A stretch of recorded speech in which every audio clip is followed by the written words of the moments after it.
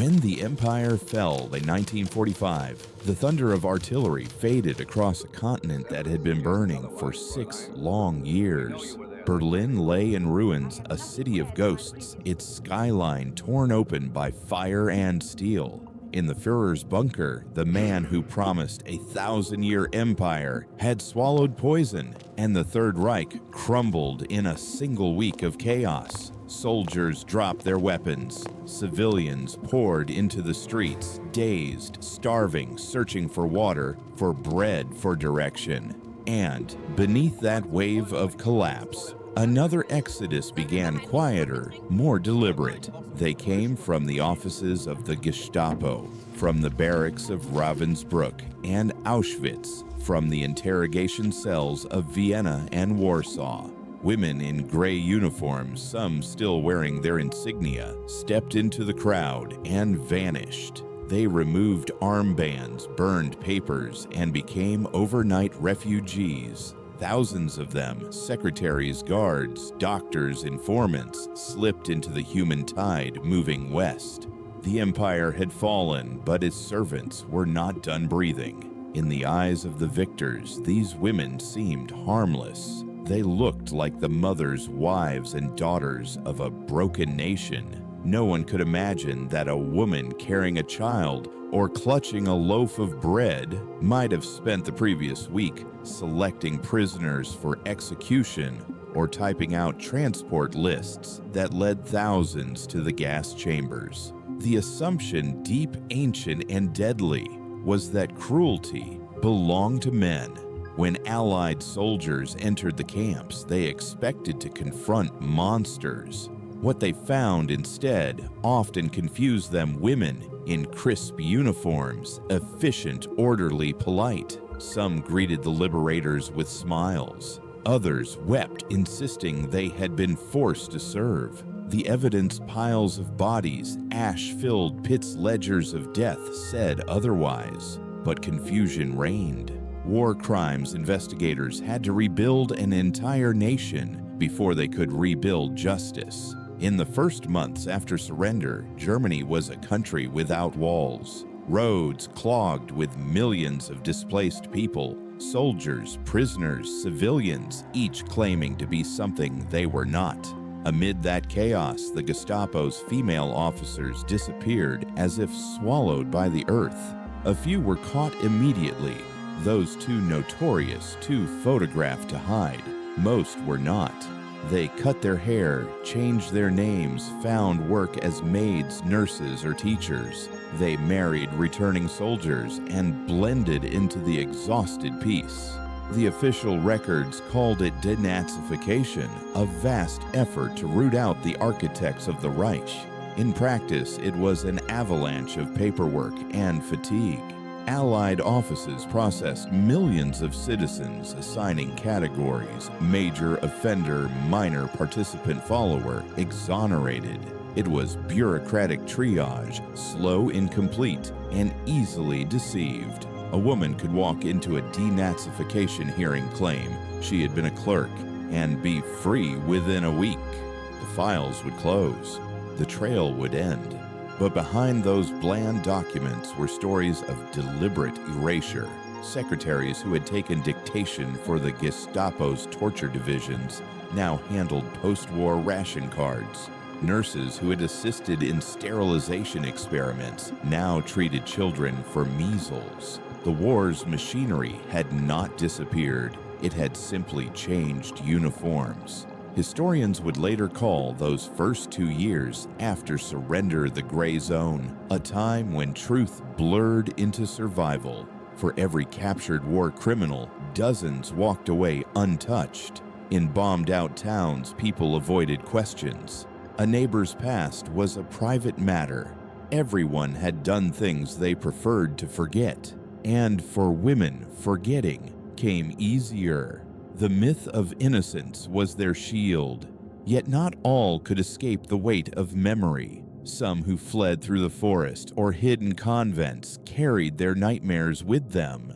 There were whispers of women seen wandering country roads at night, still wearing fragments of SS uniforms, muttering to themselves in foreign tongues. Farmers in Bavaria told of strangers who begged for food but refused to give their names. The line between guilt and madness was thin.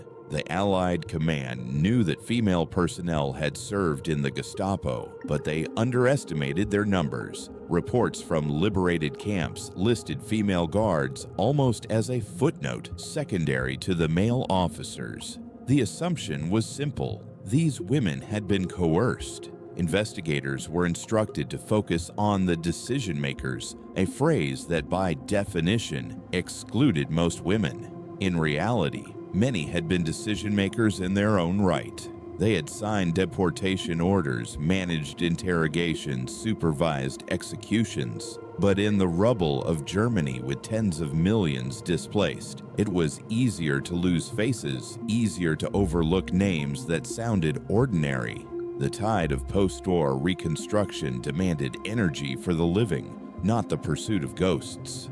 Berlin, summer 1945. The Soviet sector buzzed with arrests, suspected SS officers, Nazi doctors, party officials. Yet among the lines of prisoners, few women appeared. American and British officers noticed the same in their zones. Men in uniform marched toward camps and tribunals, while the women simply walked home. When questioned, they described themselves as typists, nurses, or helpers. Without witnesses or paperwork, it was impossible to disprove. Meanwhile, rumors circulated of missing personnel. In Ravensbrück alone, more than 3,000 female guards had served. When Soviet troops liberated the camp, only a handful remained. The rest had fled days before, some disguised as prisoners. Others had already taken trains south, using false documents prepared in advance. It was a mass vanishing invisible in plain sight. The war was over, but the machinery of survival continued. In the shattered countryside, Allied patrols stopped trucks and wagons searching for fugitives. Among the displaced were women carrying forged Red Cross letters claiming to be refugees from bombed cities. Their faces betrayed nothing. Some had overseen beatings and hangings. Now they begged for mercy in perfect English or French. The soldiers rarely knew whom they were speaking to. Justice in those first months was as fragile as the peace itself. The Nuremberg trials would not begin until late 1945, and even then they would focus on the men who had commanded the Himmlers, the Goerings, the architects of genocide. The thousands of lower-level enforcers, including women, were left to local courts that lacked time, resources, or will. Many cases simply disappeared. And so, while the world celebrated victory, an invisible migration unfolded. From Hamburg to Innsbruck, from Paris to Prague, trains carried women with falsified identities, sometimes alone, sometimes with small children, into the anonymity of post-war Europe. They carried no swastikas, no uniforms, only the unbearable weight of what they had done. Some reached Italy, where sympathetic clergy offered sanctuary. Others crossed into Switzerland or Austria using forged baptism certificates. A few even boarded ships bound for South America, their pasts packed into suitcases alongside wedding rings and gold teeth stolen from victims. Those who stayed in Germany learned to reinvent themselves. They joined new churches, enrolled in charities, applied for jobs in hospitals and schools. They became the respectable faces of a nation trying to rebuild. Behind their calm smiles, the memory of screams echoed faintly, like a noise from another life. In every photograph of post-war reconstruction, women clearing rubble, nursing the wounded, teaching children, there may be one face that belonged to the Gestapo. The image of female resilience, so vital to Germany's rebirth, concealed another truth, that among the women who rebuilt the nation were some who had helped destroy it. History often tells the story of villains and heroes, but between them lie the gray figures who rewrite themselves into something acceptable. The Gestapo women understood this instinctively. They had served a system that demanded absolute obedience, and when it collapsed, they simply redirected that obedience to survival, to silence, to the new order. The Reich was gone, but its shadows stretched far beyond its fall. For many of these women, 1945 was not an ending. It was a beginning of lies, of concealment, of lives lived on borrowed names. Some would carry those secrets to their graves. Others would be unmasked decades later when their grandchildren found a photograph, a letter, or a uniform buried in a trunk. As Europe rebuilt, the question lingered like a stain. What happens when evil hides behind a familiar face? The story of the Gestapo, women, begins not in the camps or courtrooms, but in the silence that followed. Surrender the silence of those who watched the world burn and then quietly stepped into the crowd to escape the ashes. The women in the machine of death. Before the war ended, before the ruins and the rubble, there had been a system precise, methodical, and built on paperwork as much as blood. Inside that system, thousands of women found purpose, power, and belonging. They worked not at the front lines, but at the desks in the offices, in the interrogation rooms, and behind the barbed wire of concentration camps. The image of a woman in the Gestapo uniform unsettled even those within the Nazi hierarchy, yet they were indispensable. Without them, the machinery of the Reich would have stalled. They were the Fräuleins of the Reich, as propaganda once called them, educated, disciplined, efficient. Some had studied law or medicine. Others came from nursing schools, convents, or clerical work. In the chaos of early Nazi Germany, when the Gestapo expanded from a few hundred officers to a network spanning all of Europe, women were recruited by the thousands. Their roles at first were supposedly harmless secretaries, stenographers, translators. But the deeper they went into the apparatus, the harder it became to draw the line between administration and participation. At Berlin's Prince Albrecht Strasse headquarters, where the Gestapo directed its terror campaigns, women typed the orders that sent families to concentration camps. They managed the files of interrogations, recorded confessions extracted under torture, and organized the logistics of deportation trains. To the outside world, they were office girls. In truth, their desks were command posts in the bureaucratic anatomy of mass murder. Across occupied Europe, women also served as block leaders, guards, and informants.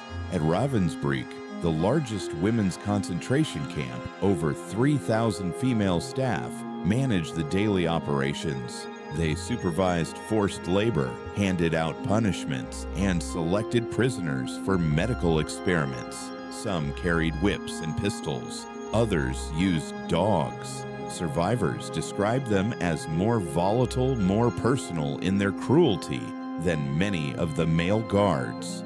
Why did they join? The answer historians later discovered was rarely simple. Some were driven by ideology raised on the belief that their duty was to defend the purity of the Aryan race. Others sought stability and income in a country gripped by depression. For many, it was ambition. The Gestapo offered authority in a world where women had so little. The uniform conferred power, a new kind of power, cold and absolute. They learned the language of bureaucracy, the tone of obedience. In the files that survived the war, their names appear beside signatures, authorizing the transfer of prisoners, the confiscation of property, the punishment of subversive elements. Every decision came wrapped in administrative language. Special treatment, reallocation, protective custody, words that masked horror. Women helped craft that language, perfect it, and deploy it. Inside interrogation centers from Paris to Krakow, female Gestapo officers often specialized in psychological torture. They would charm, deceive, or humiliate prisoners before the physical brutality began. Their presence was strategic. Many male officers believed women could more effectively break certain captives, especially female resistance members. Some interrogators even prided themselves on extracting information without raising their voices. They didn't need to. Fear did the work for them. In one declassified Allied file, a Gestapo typist named Gertrude, just 22, admitted she had processed around 2,000 cases of resistance suspects. She claimed she did not know what happened afterward, yet her typewriter had prepared the orders that sent them to Buchenwald and Ravensbrück. "I only did my job," she told interrogators in 1946. It was the refrain of an entire generation of perpetrators. The camps depended on women not merely as clerks, but as enforcers. At Auschwitz, female guards supervised women's barracks and selections at the arrival ramps. They directed lines of naked prisoners toward showers that were not showers. At Ravensbrück, they trained dogs to attack inmates who faltered during roll call. At Majdanek, they stood watch while children were hanged. One survivor recalled, "They smiled when we screamed. They called us animals." And they believed it. The Nazi state offered them justification cloaked in ideology. The women were told they were protecting civilization from chaos, preserving German purity from contamination. Every act of violence became an act of loyalty. That logic, repeated long enough, hardened into faith. In training schools for female camp guards, instructors taught that compassion was weakness and discipline was virtue. To hesitate was to betray the fatherland. It would be easy to dismiss them as monsters, but most were ordinary. They attended concerts, wrote letters home, posed for photographs in garden courtyards near the camps. In those photos, they are laughing, eating picnics, flirting with soldiers. Behind them, just beyond the fence line, thousands of prisoners starved. The dissonance is unbearable, and yet it was real. The line between paperwork and atrocity blurred so completely that even decades later, investigators struggled to define guilt. Was the woman who typed an order to deport 100 families less guilty than the man who signed it? Was the clerk who inventoried confiscated jewelry complicit in murder? The Reich's genius was in its compartmentalization. Each person saw only a fragment, performed only a task.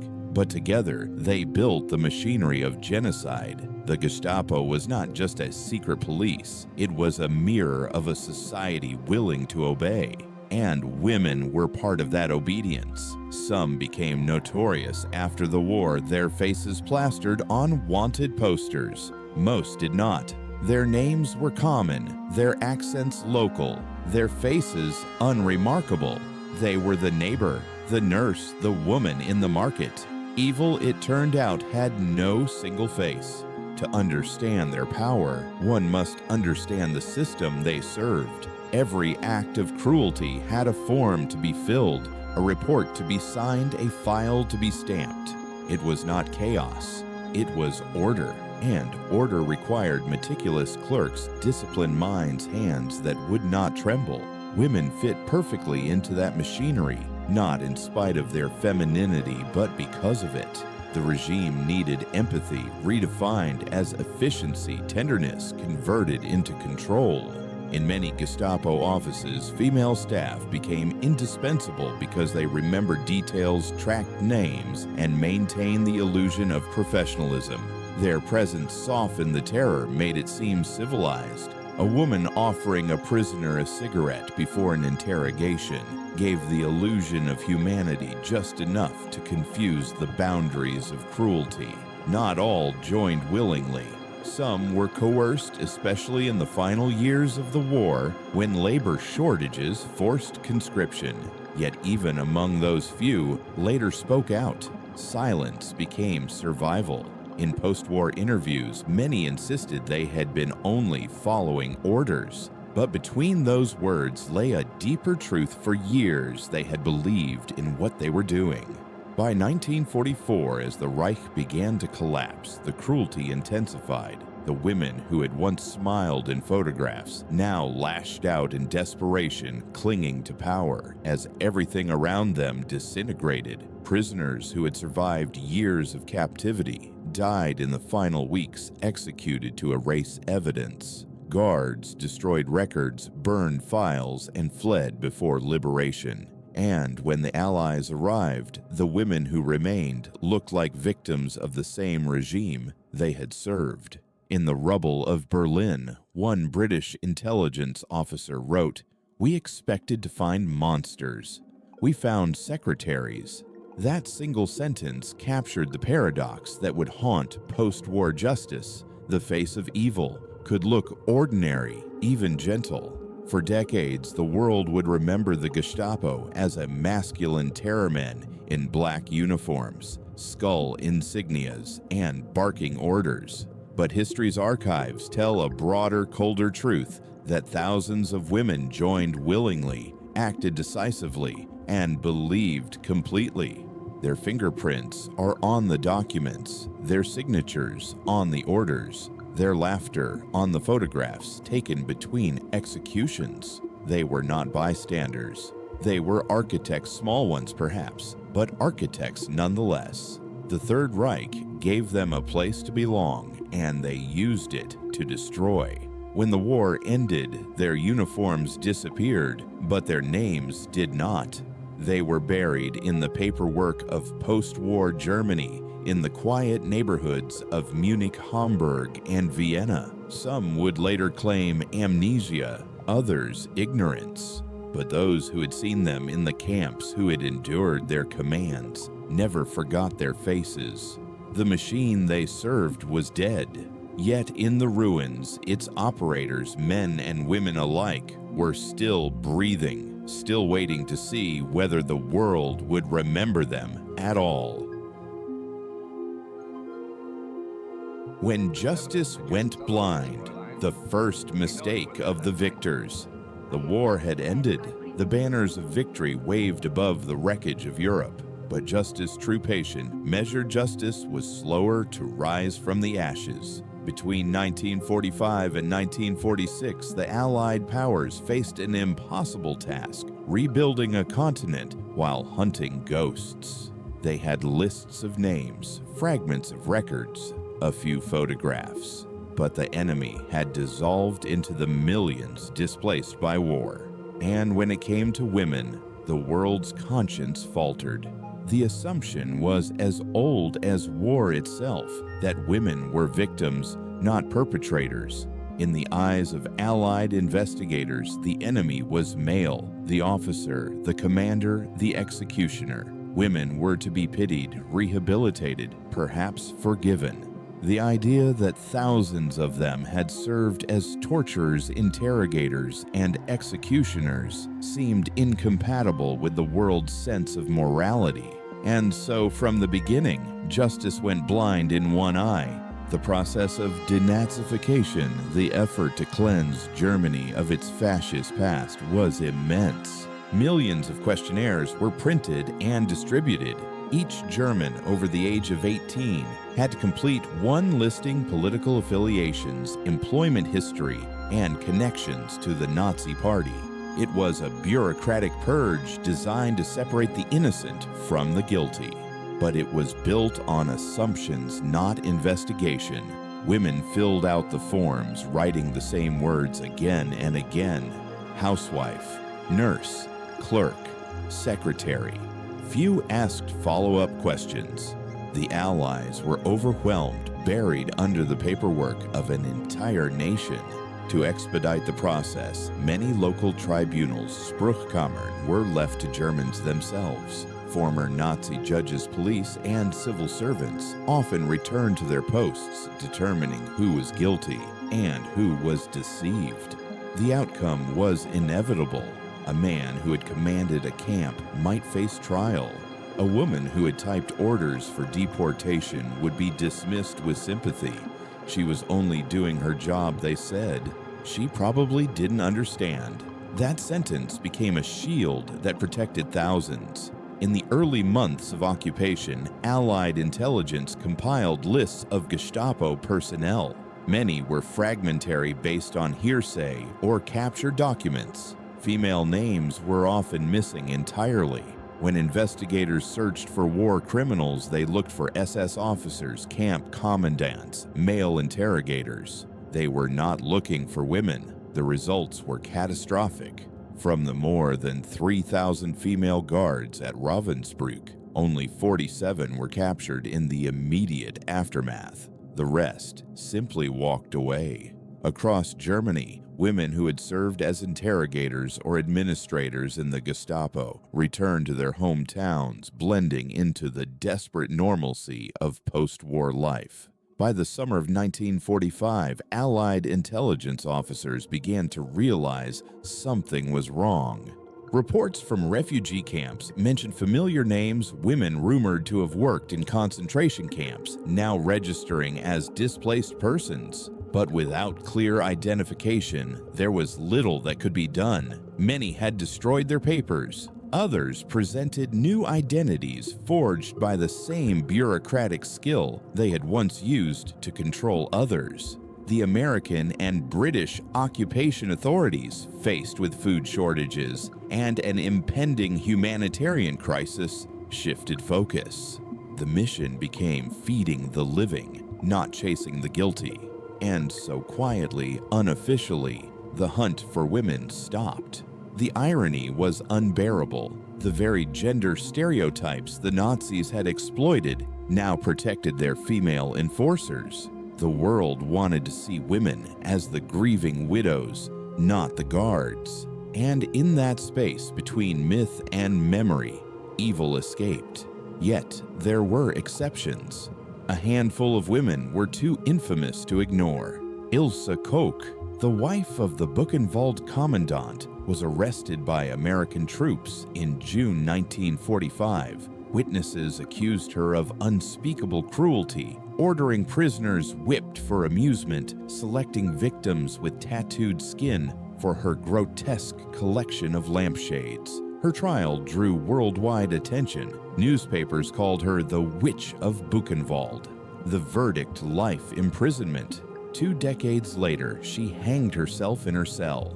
Her case became a symbol of female depravity, proof that women too could embody evil. But it also reinforced a dangerous illusion that she was an exception. For every Ilse Koch who stood trial, there were dozens of others who would never see a courtroom. At Ravensbrück, doctors like Herta Oberhäuser conducted medical experiments on Polish prisoners. She injected gasoline into muscles-infected wounds with bacteria, amputated limbs without anesthesia. After the war, she was arrested, tried at Nuremberg, and sentenced to 20 years. But in 1952, she was released early for good behavior. She returned to West Germany, opened a children's medical practice, and worked quietly for 15 years before a former survivor recognized her face in a clinic waiting room. Her story captures the heart of post-war hypocrisy, a nation eager to move forward, even if it meant forgetting. The courts that once condemned Nazis to death were dismantled. Denazification boards closed one by one. By 1948, the Cold War had begun, and the priorities of the Allies shifted. Germany was no longer an enemy. It was a potential ally against Soviet expansion. The pursuit of justice slowed, then stopped. British and American officials who had once hunted war criminals now interviewed them for intelligence work. Former Gestapo officers were recruited for their expertise on the Soviet Union. The same system that had murdered millions became a reservoir of knowledge for a new geopolitical struggle. And the women, often underestimated, became invisible beneficiaries of this transition. Some married Allied soldiers. Others obtained new passports through Vatican rat lines. There were cases of women who had overseen executions now living as nannies or nurses in the homes of their former enemies. It was not rare, it was routine. Meanwhile, survivors who tried to speak out faced disbelief. Their testimonies were often dismissed as exaggeration or hysteria. A woman wouldn't do that, people said. You must be mistaken. The burden of proof lay not on the perpetrators, but on the victims.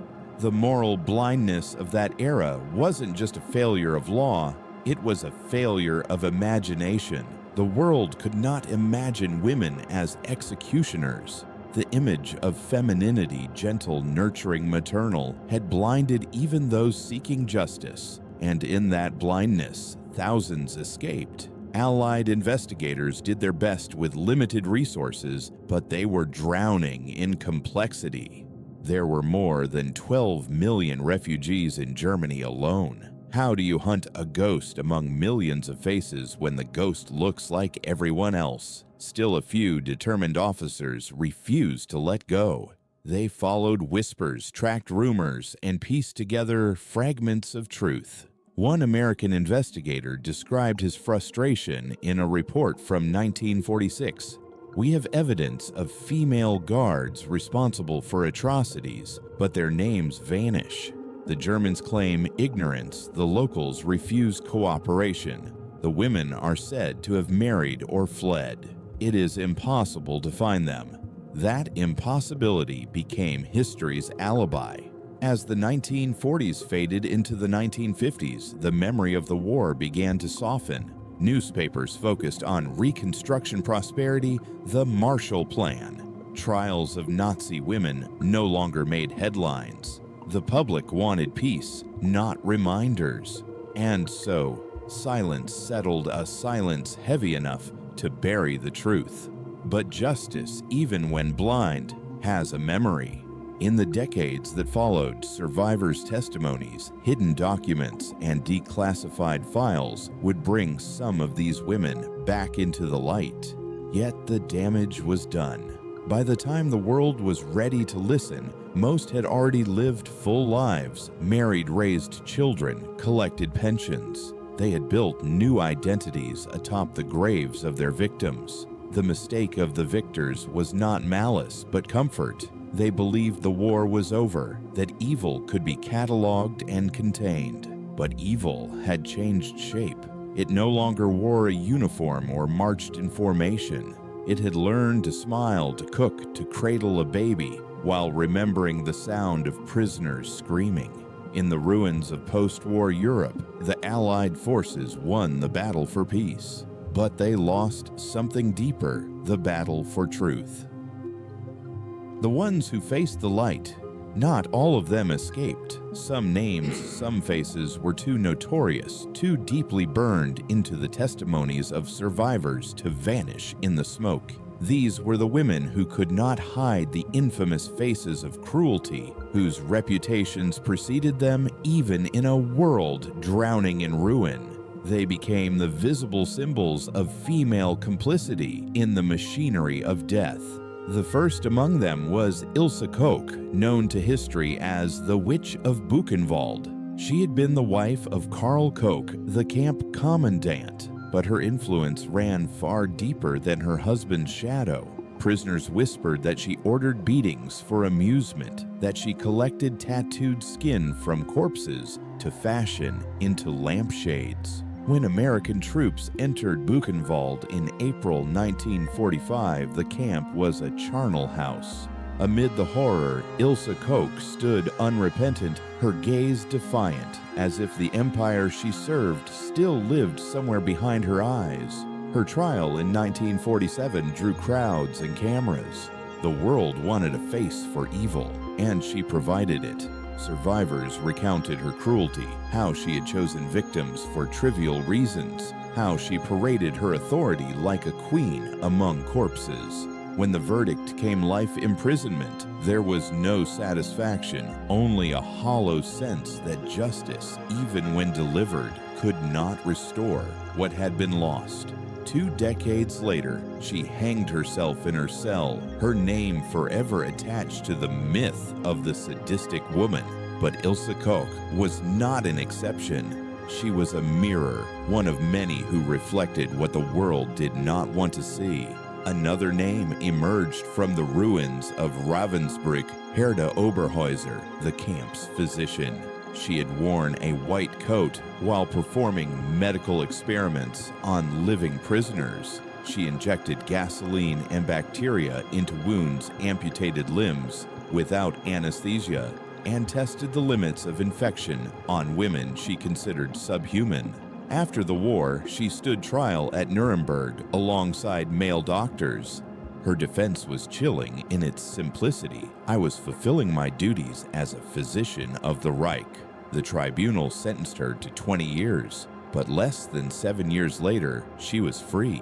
West Germany, eager to rebuild, quietly released her for good behavior. She returned to medicine, treating children in a small clinic near Düsseldorf. For 15 years, no one knew who she was, until one day a former prisoner recognized her face in the waiting room. Imagine that moment, a woman who had survived her experiments, now watching her murderer tend to the sick. The shock of that recognition rippled through Germany. It was as if history had come home to knock on the door of everyday life.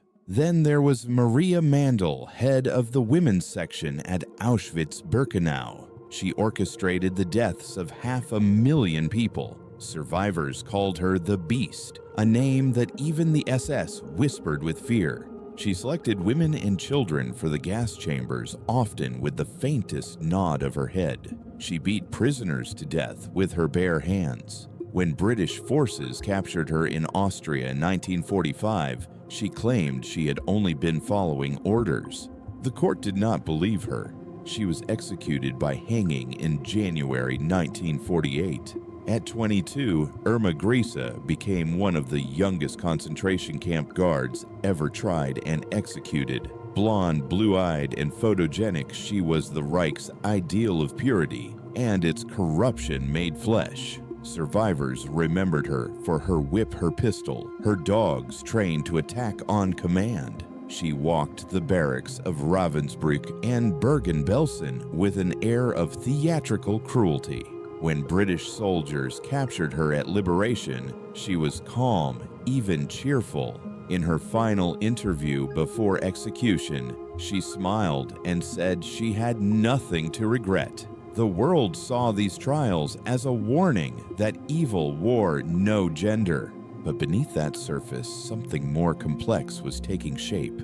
These women became the exceptions that proved the rule. Their public condemnation allowed society to pretend that the rest were innocent. By burning a few witches, the world absolved the thousands who had quietly gone home. Still, their trials revealed something deeper about human nature. When interrogated, almost every one of them spoke the same phrases: "I obeyed orders. I was afraid. I didn't know."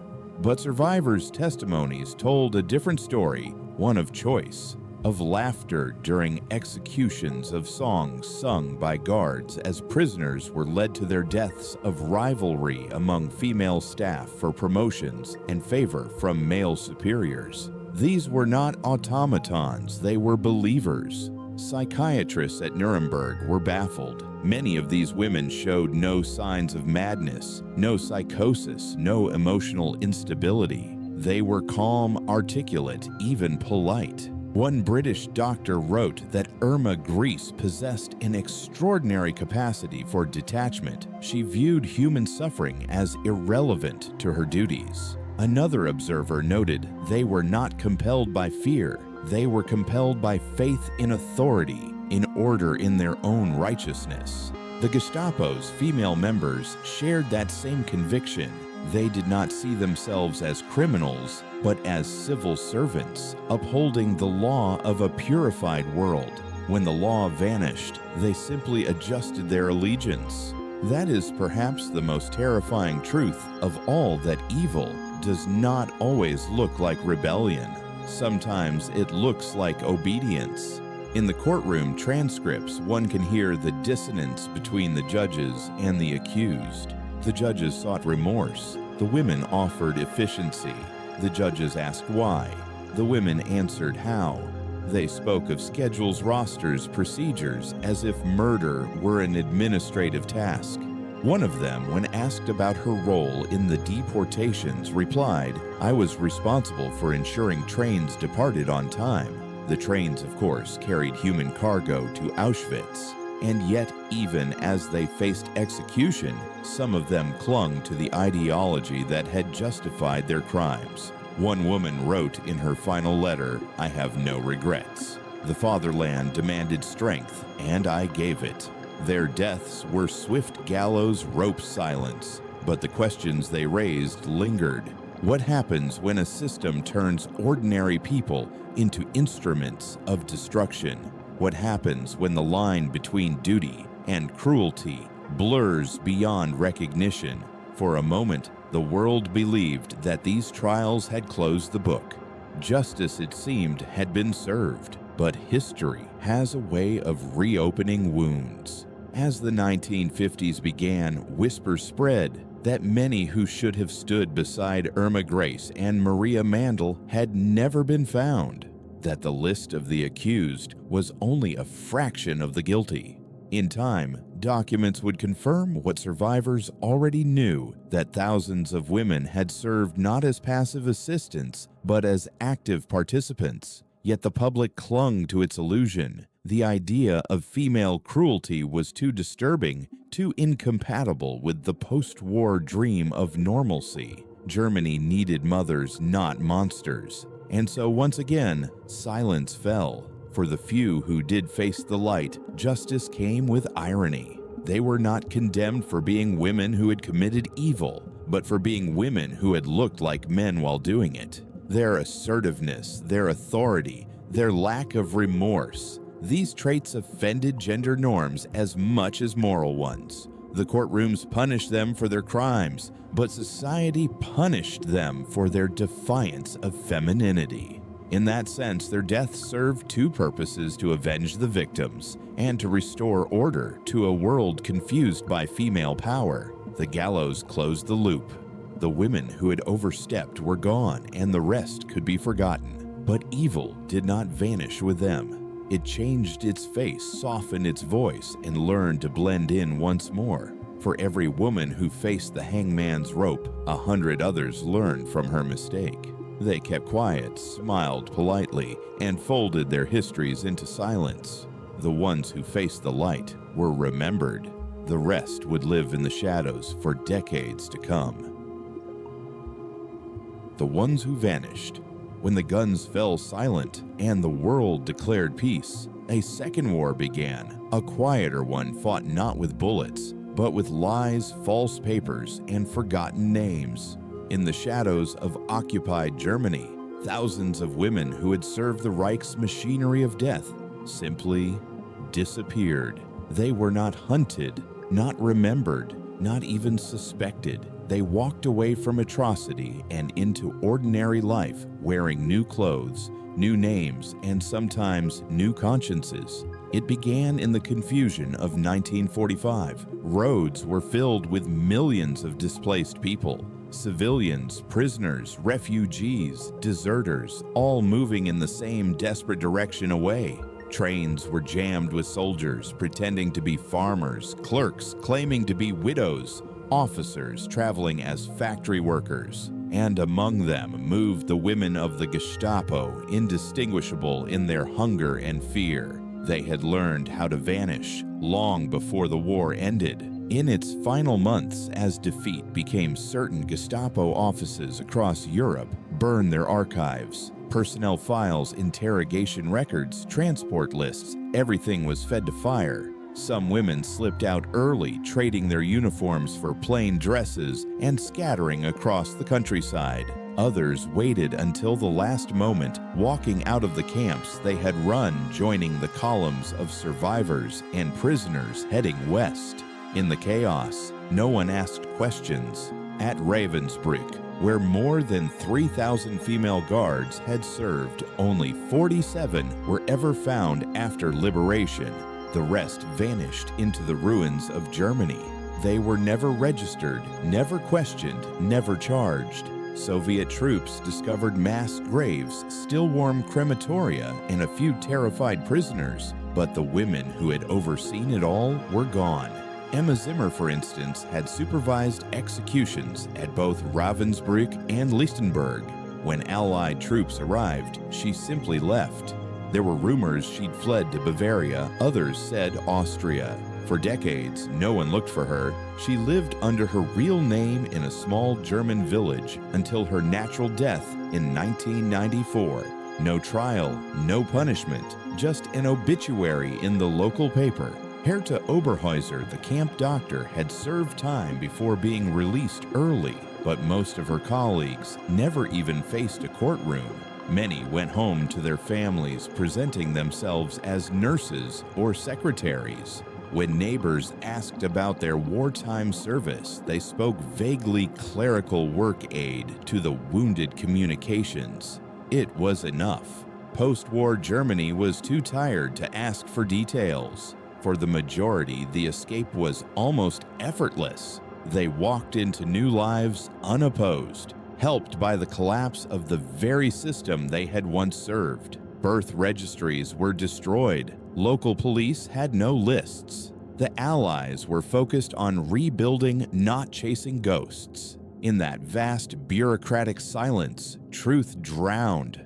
The Ratlines escape routes organized through sympathetic clergy and former SS networks carried many to safety. While the Vatican and Red Cross were primarily aiding refugees, their documentation systems were easily manipulated. Women could claim false identities as war widows, displaced civilians, or nurses returning from service. They boarded trains to Italy, then ships to Argentina, Chile, or Brazil. By 1946, Argentina's immigration records listed dozens of women arriving under identical sponsorships, often traveling in groups, all claiming to be housewives. Behind those papers were former Gestapo secretaries, camp guards, and doctors. They had traded one uniform for another, the anonymity of domestic life. Hermann Braunsteiner, remembered by survivors as the mayor of Majdanek, for her habit of kicking prisoners to death, fled Austria in 1948. She married an American soldier, moved to Queens, New York, and lived as a quiet housewife for 25 years. She baked, attended church, and hosted neighborhood dinners. When neighbors spoke of the war, she said little. No one questioned her accent. It wasn't until 1971, a generation later, that investigators tracked her down. She was extradited to West Germany, convicted of war crimes, and died in prison in 1999. Her story was extraordinary, not because she was caught, but because almost no one else was. By 1950, the trail had gone cold. Those who might have testified were dead or scattered across continents. The Allied war crimes units were disbanded. Denazification programs wound down. The Cold War was beginning, and West Germany was no longer a defeated nation to be policed, but a partner to be rebuilt.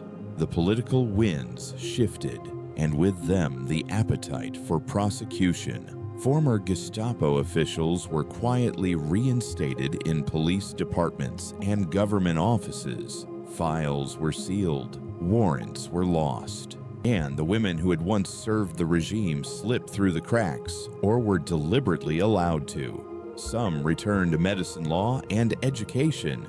Others simply lived ordinary lives, raising children who would never know what their mothers had done. Decades later, when those children stumbled upon old photographs or letters, the revelations shattered families. One woman discovered her mother's uniform hidden in a trunk beneath the attic floorboards. Another found transport lists signed in her grandmother's handwriting. Each discovery was a small resurrection of horror proof that the past was never truly buried.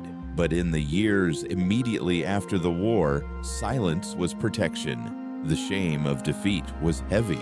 No one wanted to dig deeper. Communities turned inward, closing ranks. A phrase became common in post-war Germany: "We didn't know." It was spoken like a prayer, a shield against the unbearable. Yet, there were those who did know. They saw the women return, unrepentant, unpunished, unrecognized, and chose to say nothing.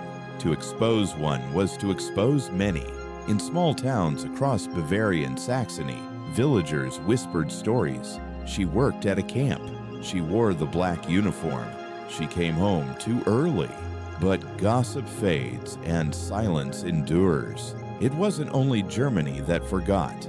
The Allies, too, had their blind spots. British and American intelligence officers, overwhelmed by Reconstruction, began to repurpose Nazi personnel for new purposes. Women who had organized surveillance networks under the Gestapo were quietly recruited to work against the Soviets. Their pasts were sealed under new classifications, confidential assets. Files that might have led to arrests instead became part of Cold War archives. The logic was pragmatic, better to use them than to try them, better to have their expertise than to pursue their guilt.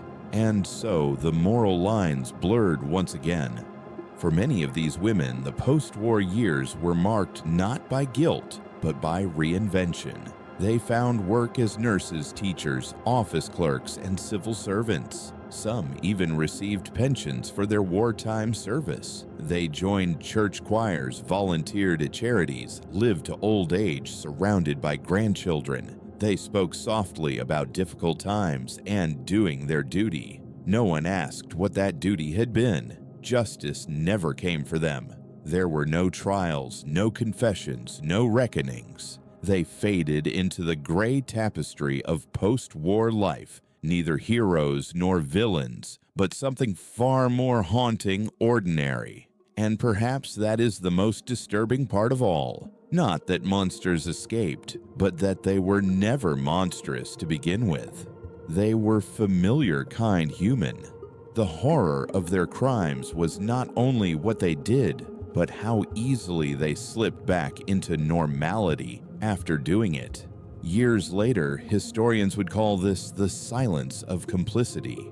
A nation rebuilt on forgetting cannot bear to remember. And so the women who vanished were not hunted, they were erased by consensus. But memory has its own persistence. It waits in archives and testimonies in the faded ink of bureaucratic forms. The world would rediscover them decades later in the documents unsealed, the photographs uncovered, and the confessions whispered too late.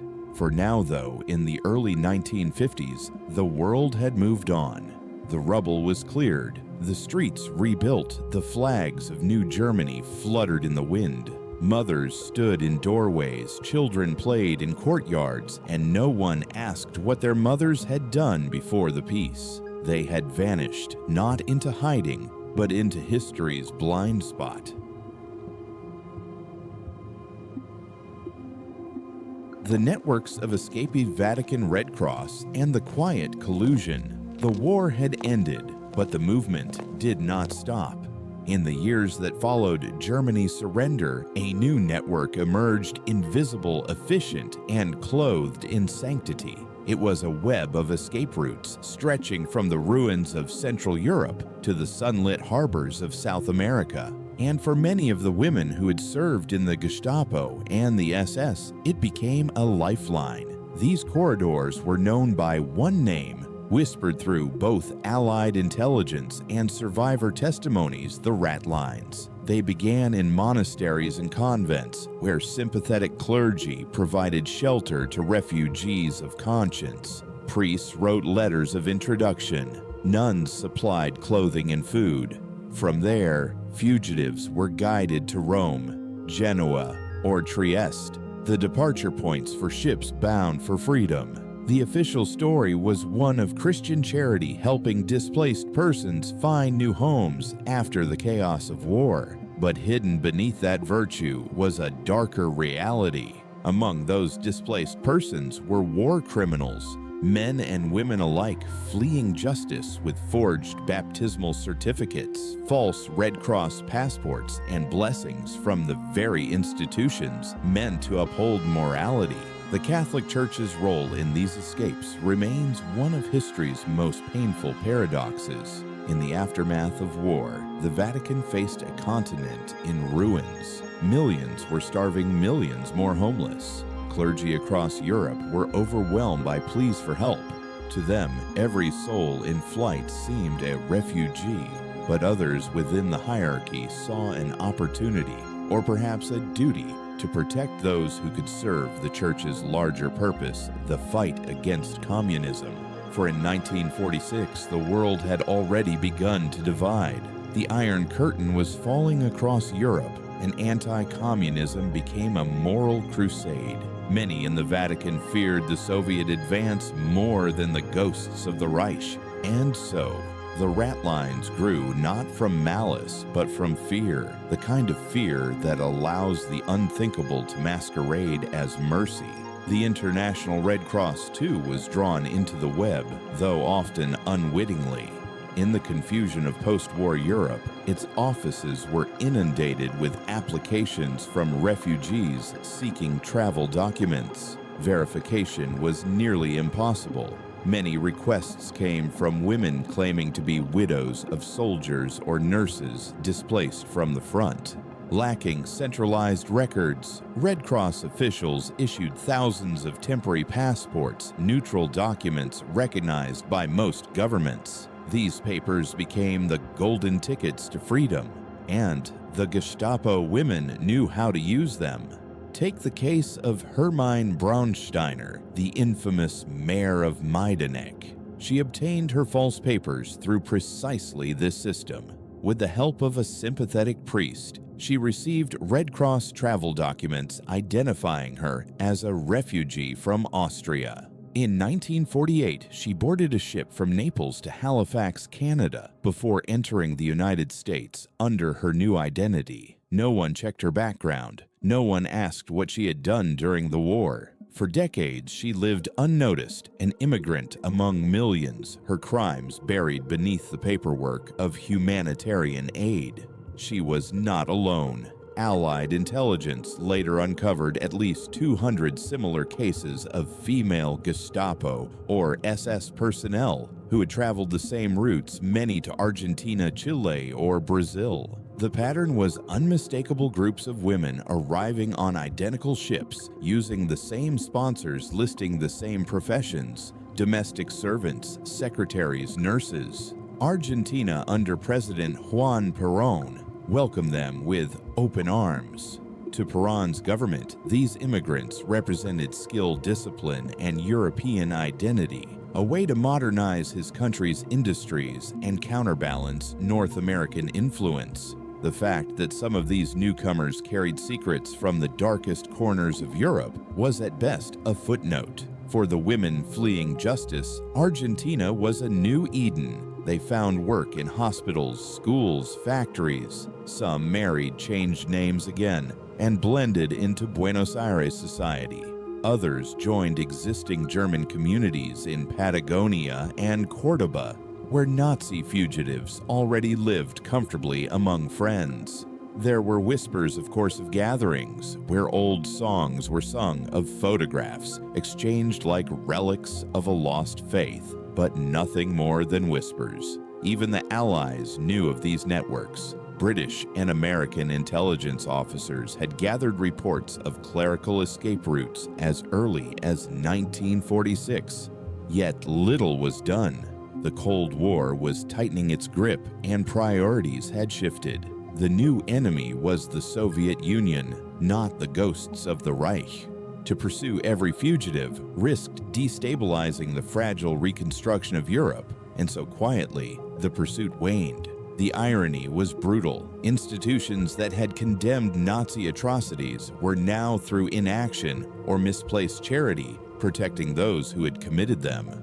In Italy, priests forged baptism certificates for fugitives, often listing them as Catholic converts. This made it easier for them to receive Vatican travel assistance. The Red Cross issued provisional passports to match. And from there, shipping companies sometimes knowingly, sometimes not carried them to South America. It was an assembly line of redemption without repentance. To the outside world, it appeared humanitarian.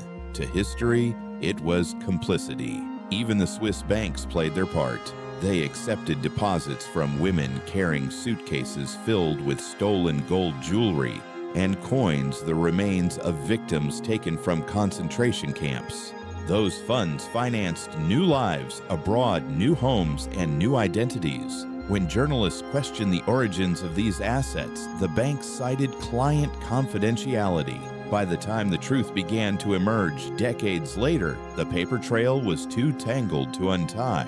But fragments survived letters, receipts, coded telegrams. In one dated October 1947, an Italian priest wrote to a colleague in Buenos Aires, "3 sisters will arrive by ship in December. They are devoted souls who served the cause in Europe.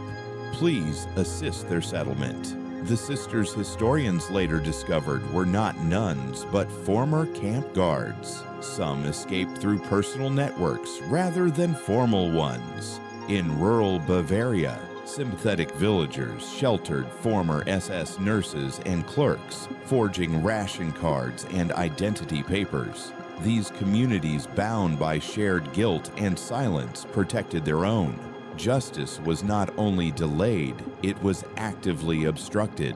The Vatican's role in these escapes remains a subject of debate. Some historians argue it was ignorance, others call it willful blindness. But the result was the same: hundreds of war criminals, including women, escaped through routes that passed under the shadow of the church. The moral cost of that silence can still be felt.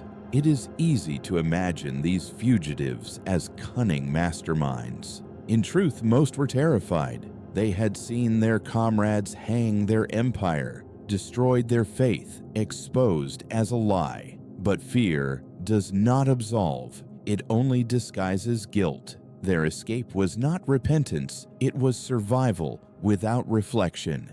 In the end, the Ratlines achieved what the Reich could not: the quiet survival of its servants. They carried their secrets across oceans, built new lives in foreign lands, and died old, surrounded by children who never knew the truth. Decades later, when those children discovered fragments, a photograph, a medal, a name scribbled on an old passport, the horror would resurface. "My mother," they would whisper. "She was a nurse. She helped people." The Ratlines were more than escape routes. They were arteries of denial, pumping the poison of unacknowledged guilt through the post-war world. They remind us that evil rarely ends with defeat. It travels, adapts, and hides behind the best intentions, even the intentions of mercy. And as ships crossed the Atlantic carrying the unpunished, Europe turned its face toward rebuilding, toward prosperity, toward forgetting. Justice, it seemed, could wait. Shadows of the Cold War. When former enemies became assets. By 1948, the world had shifted once more. The jubilation of victory had faded into a new, colder fear, the fear of communism. The ashes of Berlin had barely cooled when new battle lines were drawn, not with tanks and rifles, but with secrets, intelligence, and silence. The Cold War had begun, and with it came the most cynical transformation of all. The hunted became the hired. The Western Allies, once united in their vow to destroy every trace of Nazism, now faced a different enemy in Moscow. The Soviets had absorbed half of Europe. They controlled East Berlin, Warsaw, Prague, Budapest. To resist the West needed spies, interrogators, code breakers, people who understood the Soviet mind. And in a cruel twist of history, they found exactly that among the wreckage of the Third Reich. The same Gestapo officers who had hunted resistance fighters were suddenly valuable assets in the new ideological war. And not just the men, the women too.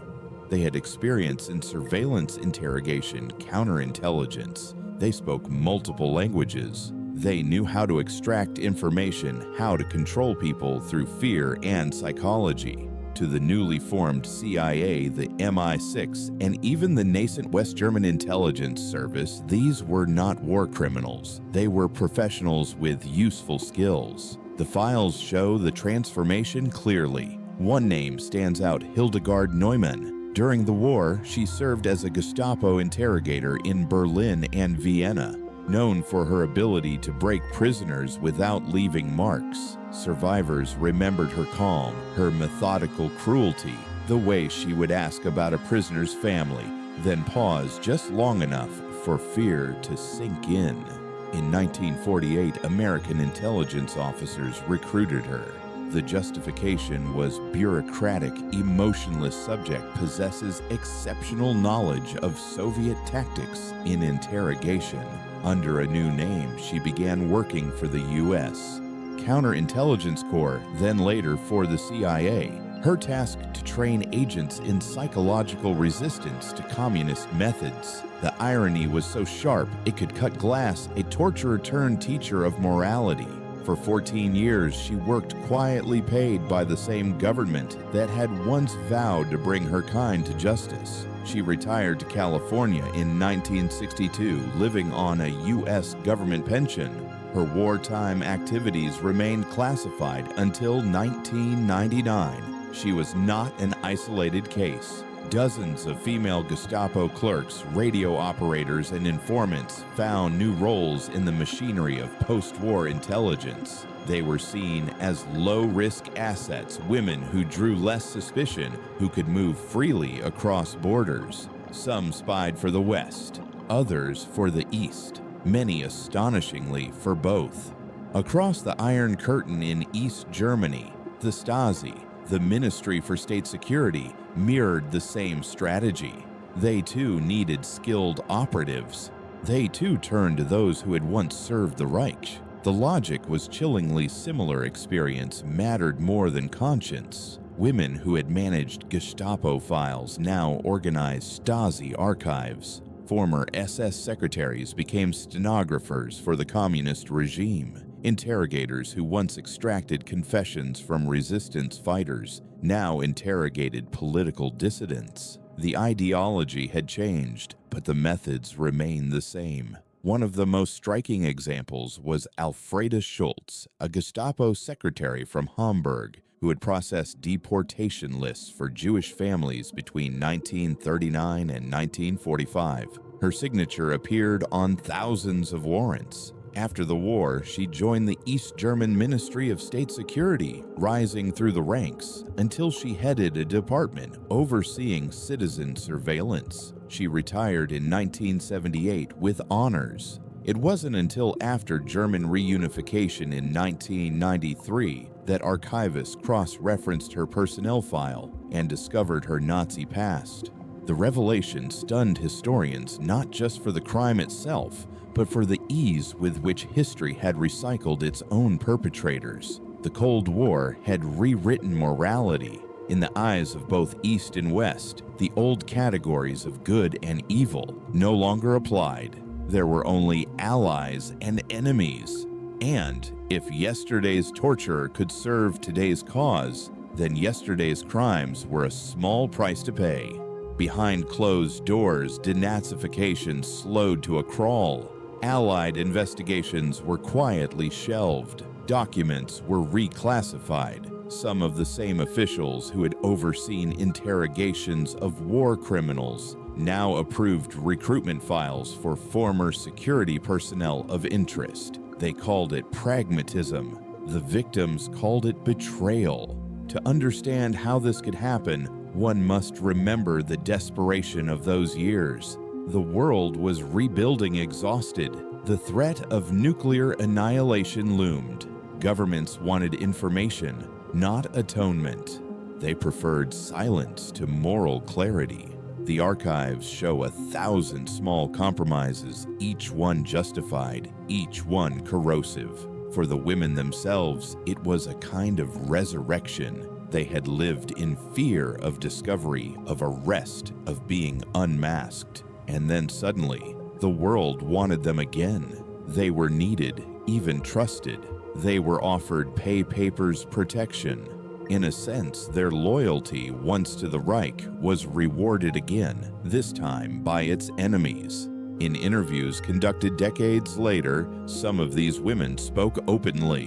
One whose name remained sealed in CIA files said in 1961, "We did what was necessary then. We did what was necessary again." Nothing changes but the flags. Those words are an indictment not just of individuals, but of the world that allowed them to be right. Even the Soviets were guilty.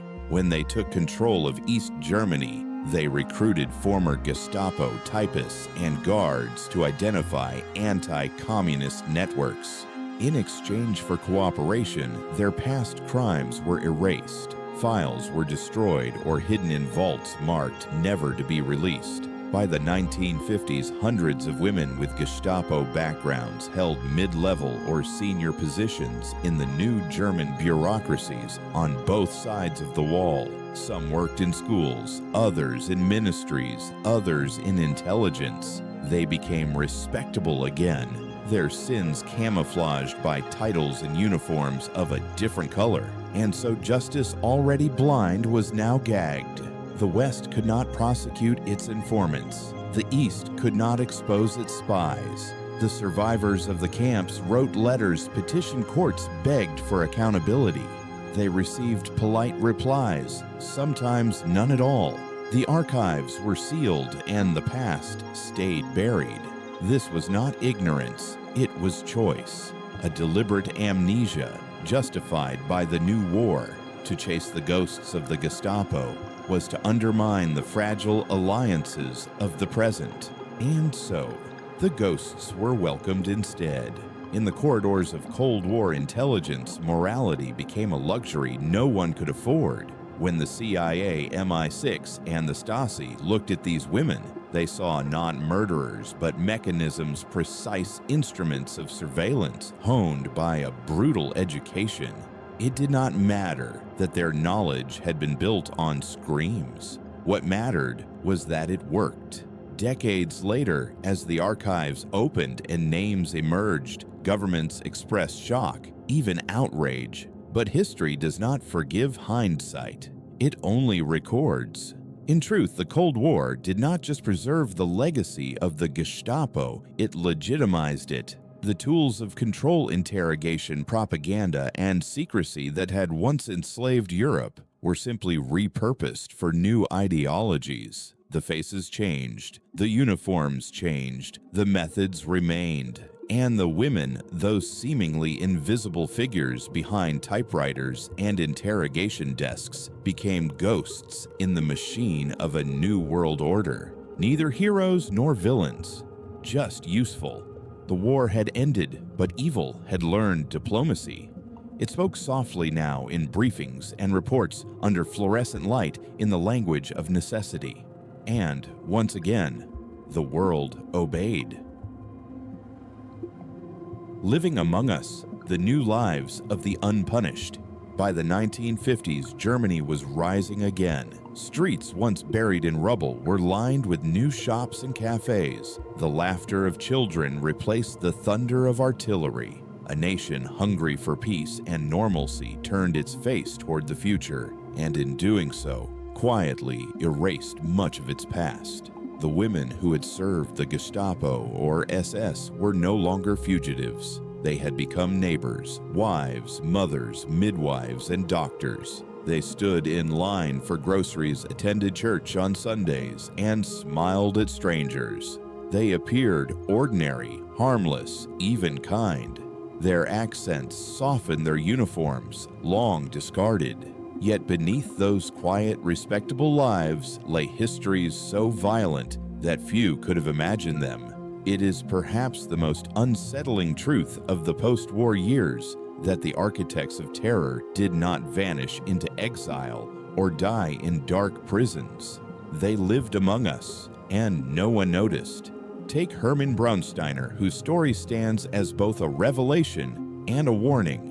After escaping Europe through Vatican rat lines, she settled in New York with her American husband, a construction worker from Queens. She was known simply as Hermie, the quiet housewife who baked strudel for her neighbors. She attended Mass, helped at charity drives, and doted on the children next door. For 25 years, she lived a life of suburban peace until 1971, when Nazi hunter Simon Wiesenthal discovered her true identity. When police arrived at her modest apartment, she didn't resist. Yes, she said calmly. I was at Majdanek. She was extradited to West Germany, convicted for the murder of children, and sentenced to life in prison. To her neighbors, it was impossible to comprehend. The woman who had once helped them shovel snow from their driveway had been known to prisoners as the Mare, infamous for stomping women to death with her steel-tipped boots. But Braunsteiner was the exception, not the rule. Most never faced arrest, let alone trial. Across Germany, hundreds of former Gestapo women built stable, respectable lives under their real names. They worked as clerks in government offices, nurses in hospitals, teachers in schools. Many even received pensions for their civil service under the Nazi regime. Paperwork, never corrected records, never cross-referenced. Dr. Herta Oberhäuser, after her early release from prison, treated children in her clinic for years before a survivor recognized her. Yet even then, the outrage was muted. There were no protests outside her office, no official inquiries. Parents continued to bring their children to her. She was, after all, the only doctor in the village. Emma Zimmer, who had supervised executions at Ravensbrück, died peacefully in her bed in 1994. Elfriede Schultz, a former Gestapo informant, became a midwife and delivered hundreds of babies. Gertrude Heise, once a camp overseer, taught literature at a girls' school. The irony was almost unbearable. Those who had destroyed life now brought it into the world. In these new roles, many seemed to thrive. They found comfort in the rhythm of normal life, in the innocence of new generations who asked no questions. They joined sewing circles, donated to church funds, raised families. For decades, their pasts remained unspoken. This silence was not accidental. It was structural. West Germany's new government, and to some degree its society, needed reconciliation more than reckoning. The trials of the 1940s and early 1950s had stirred too much shame, too much instability, so the state chose to look forward. Denazification gave way to reintegration. The logic was simple. Everyone had suffered. Everyone deserved to rebuild. But that choice came with a price. Justice became selective. The guilty became indistinguishable from the innocent. And memory became negotiable. For many of these women, silence was not just safety, it was survival.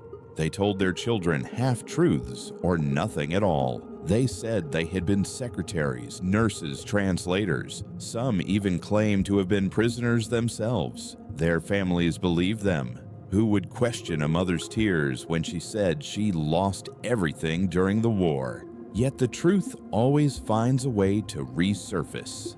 In the 1970s and 1980s, as a new generation of historians began to dig into wartime archives, the outlines of this hidden history began to appear. Researchers discovered personnel lists, pay ledgers, and training rosters, thousands of women who had served directly under the Gestapo and SS. The myth that the Holocaust had been orchestrated solely by men began to crack. Still, society resisted. In films, novels, and textbooks, the image of German womanhood after the war remained that of the victim, the mother, in the ruins, the nurse tending to the wounded, the refugee fleeing violence. Rarely did anyone speak of the women who had wielded the whip, signed the orders, or made the selections. When confronted, many of them remained eerily calm. Interviews conducted in the 1980s captured this chilling detachment. One former Ravensbrück guard living in Hamburg said, "We were told the prisoners were enemies of the state. I did my job. I never hated them." Another insisted I had to be strict. It was wartime. The tone was not defensive but matter of fact, as if discussing a job long since finished. It was this ordinariness that terrified historians the most. There was no fanatic gleam in their eyes, no twisted delight in cruelty. They were ordinary women who had done extraordinary harm and then returned to ordinary lives. That was the true horror. Their stories exposed the moral blindness of post-war Europe. a blindness born from exhaustion and convenience. As West Germany entered its economic miracle, it preferred optimism to introspection.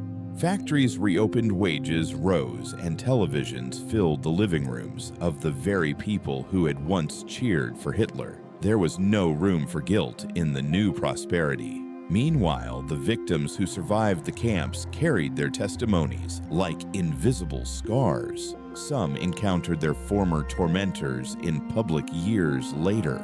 A survivor once recalled seeing her old camp guard in a Berlin department store, trying on a new hat. She smiled at the mirror, the woman said softly, as if nothing had ever happened. The persistence of these dual realities, the survivor's memory, and the perpetrator's silence became one of the great moral contradictions of the 20th century. A nation rebuilt on denial may find peace, but not innocence. By the 1960s, a few of the Gestapo women began to die of age or illness. Their funerals were quiet affairs attended by families who had never known the truth. Their obituaries described them as devoted wives, caring mothers, community servants. The past was buried with them, or so it seemed. But history has its own kind of resurrection. In the archives of the Nuremberg trials, in the files of the Stasi, and in the letters of survivors, their names lingered waiting to be read again. It would take decades for researchers and journalists to connect the dots to reveal how many of these ordinary women had been anything but. They had not vanished into the wilderness or fled to distant continents. They had simply come home, lived quietly, and died peacefully, unrepentant, unpunished, and unremarked. The story of the unpunished is not just about those who escaped justice. It is about a society that helped them do so, a web of silence woven from pity, denial, and willful ignorance. In the end, the women of the Gestapo didn't need to hide in foreign lands or underground tunnels. The safest place for them was the one they knew best, right in the heart of the world they had once terrorized. When Germany chose to forget the politics of silence, by the mid-1950s, Germany had split into two worlds, East and West, divided by ideology, but united in one thing: silence. On both sides of the Iron Curtain, there was a quiet agreement, spoken or unspoken, that the past should no longer dominate the present. The ruins were being rebuilt, the dead buried, the guilty forgotten. The world was ready to move on, even if truth was not. For West Germany, this silence was practical. The new Federal Republic needed legitimacy, allies, and a functioning bureaucracy. It could not afford to purge everyone who had served under the Nazi regime. And so, one of the most extraordinary reversals in modern history took place. The very people who had once enforced the Reich's laws were invited to help build the laws of a new democracy. Police departments rehired officers who had worn Gestapo badges. Civil courts employed clerks who had processed deportation orders. Ministries welcomed secretaries and stenographers who had worked for the SS. The justification was simple. They were trained, they were efficient, and perhaps most conveniently, they were loyal to authority. Many of the Gestapo women fit neatly into this reconstruction. They were organized, discreet, and disciplined. They knew how to manage paperwork, follow orders, and maintain silence. Their new colleagues rarely asked questions. In a country desperate to rebuild competence was more valuable than conscience. Between 1949 and 1959, hundreds of women with Nazi-era service records were quietly reinstated as government employees. Some even rose through the ranks, earning pensions from the very state that was supposed to condemn them. One of the most striking revelations came decades later when German archivists uncovered personnel files from the Bavarian state police. Cross-referencing names with wartime Gestapo records, they found that over 400 former female Gestapo personnel had been rehired as civil servants after the war. They processed citizenship applications, managed government offices, even taught in public schools. Their Nazi pasts had been deliberately concealed by sympathetic administrators who saw them not as criminals, but as victims of circumstance. This was not an accident. It was a policy unofficial, but deeply entrenched. Denazification boards were overwhelmed and understaffed. By the early 1950s, they began issuing mass amnesties, closing files without investigation. The Cold War made it politically convenient to move forward, and West Germany's new allies encouraged it. To fight the Soviets, a stable, united, and obedient Germany was worth more than a moral reckoning. And so the crimes of the past were not denied outright. They were simply absorbed into the background noise of progress. The rhetoric of the time shifted subtly, but decisively. Everyone suffered, politicians began to say. The war was hard on all Germans. This new narrative blurred the line between perpetrator and victim, turning memory itself into a form of collective absolution. The media followed suit. Newspapers focused on stories of reconstruction and economic revival. Photographs of women in factory uniforms clearing rubble symbolized national renewal. These women were portrayed as the backbone of Germany's recovery, resilient, industrious, innocent. It was a powerful image, and for many it became irresistible. But it was also incomplete. Behind the image of the Trümmerfrauen, the rubble women rebuilding the nation, there were others who had once served in the Gestapo or the camps. Their faces blended easily into the archetype of post-war virtue. The same hands that had typed deportation list now held shovels for the cameras. The same faces that had watched prisoners starve now smiled on government posters of the new German woman. It was not hypocrisy so much as self-preservation. A nation shattered by guilt needed heroes, not monsters. And so it remade its women from enforcers of ideology to symbols of rebirth. But the silence was not absolute. Some resisted it. In 1958, the Frankfurt Auschwitz trials began, driven by a new generation of prosecutors too young to have served the Reich. They dug through archives, hunted witnesses, and reopened old wounds. For the first time in over a decade, Germany was forced to look at itself again. The trials revealed horrors, long-buried medical experiments, gas chambers, execution orders signed by hands that still lived among them. Among the accused were men, mostly, but the testimonies often mention women. Female guards, nurses, secretaries. The prosecutors wanted to pursue them, but most could not be found. Their names were missing, their addresses false. Those who could be located were often declared too old, too frail, or too unimportant to prosecute. The Frankfurt trials broke through the wall of silence, but only for a moment. When the headlines faded, life returned to its rhythm of denial. Meanwhile, in East Germany, the silence took a different form. The communist government portrayed itself as the moral opposite of the Nazi state, the anti-fascist Germany. In its propaganda, fascism was a Western disease cured by socialism. This absolved the East not through amnesia, but through ideology. The narrative left no room for nuance, no space to examine how many former Gestapo or SS members had simply switched allegiances. And so, both Germanys forgot each in its own way. The West through prosperity and denial, the East through propaganda and distortion. The victims caught between them were left with memories no one wanted to hear. By the 1960s, the generation born after the war had grown up, and they began to ask questions their parents could not answer. They found photographs, documents, and fragments of testimony that did not match the stories told at home. What did you do during the war, they asked. And silence, once a shield, became an accusation. The moral reckoning came too late for most of the perpetrators, and too late for justice. But it came nonetheless. In the 1970s and 1980s, as German historians and journalists gained access to declassified Allied files, the scale of female participation became undeniable.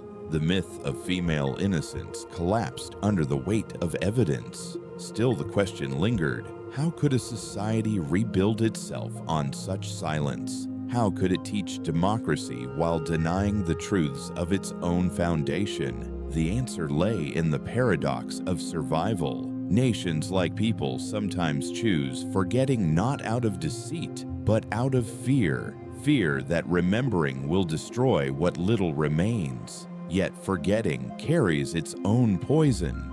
It seeps through generations, distorting memory, blurring the moral lines until victims and perpetrators share the same vocabulary of pain. In post-war Germany, the phrase "we all suffered" became both true and false. True because suffering was universal. False because guilt was not. The silence that rebuilt Germany also haunted it. It became the foundation of its success and the shadow that followed its every step. And beneath that silence, in small apartments and government offices, lived the women who had once served the Reich. Their lives were proof that forgetting was not just possible, it was policy. The truth in the archives: when the past refused to stay buried. Time, it is said, buries everything, but time can also exhume. By the late 1980s, as the Berlin Wall trembled and the old order of Europe began to dissolve, a different kind of revolution stirred, not in the streets, but in the archives. The files of both East and West Germany, once sealed, began to open. Dust-covered cabinets, long locked in government basements, revealed the names, signatures, and photographs of those whom history had forgotten or forgiven. Inside them lay a quiet, devastating truth. The Reich had never truly disappeared. It had been filed away, stamped, and stored under the weight of bureaucracy. The revelations began small. A researcher at the University of Munich stumbled upon a personnel list from the early 1940s mislabeled as administrative clerks. When cross-referenced with other wartime documents, it became clear that these clerks were in fact employees of the Gestapo's Section B, the division responsible for Jewish deportations. More than half the names were women. The finding triggered an avalanche of discovery. In Berlin, historians uncovered a cache of employment records from the Ravensbrück concentration camp, documenting over 3,000 female guards and administrators. Some of the files included photographs, young women smiling for the camera. Their uniforms pressed their posture proud. On the back of one photograph, someone had written, "Ravensbrück, 1942, my first assignment." The image of evil changed that day. It no longer wore a man's face or a skull insignia. It could smile. It could braid its hair. It could look like anyone. As reunified Germany began the painful process of integrating two nations, archivists on both sides found themselves confronting a shared buried history. In the vaults of the Stasi East Germany secret police, they discovered hundreds of personnel files belonging to former Nazi women. Many had worked for the Gestapo before joining the communist security apparatus. Their transitions had been seamless, one authoritarian bureaucracy to another. Among them was Elfriede Schultz, once a Gestapo secretary in Hamburg, later a high-ranking Stasi administrator. For decades, she had lived with a spotless reputation, even receiving awards for service to the socialist state. Only in 1993, when archivists cross-referenced her wartime records, did her past resurface. The revelation stunned not only historians, but her family, who had believed she'd been a teacher during the war. Other names followed, hundreds, then thousands. As more files were digitized, the sheer scale of female participation in the Nazi state became undeniable. The comforting myth that women had been passive bystanders, coerced participants, or ignorant clerks collapsed under the weight of documented evidence. The archives revealed something far more disturbing. They had volunteered. They had applied for positions in the Gestapo and SS. They had requested transfers to occupied territories. They had sought promotions, bonuses, and commendations. In many cases, they had performed their duties with enthusiasm. For decades, popular culture had portrayed Nazi women as victims of male domination driven by fear or desperation. But the documents told a different story, one of ambition, conviction, and choice. Among the most haunting discoveries were letters written by women during the war found in personal archives. One from a young Gestapo clerk in Prague wrote to her parents, "I've been promoted to Section 3. They say my reports are very good. I hope we will finish cleansing this region by winter." Another from a camp overseer to a friend, "Read, they are bringing in more transports every week. The work is hard, but I feel proud to serve the Reich." There was no hesitation in their words, no remorse. Just pride duty and an unnerving sense of normalcy.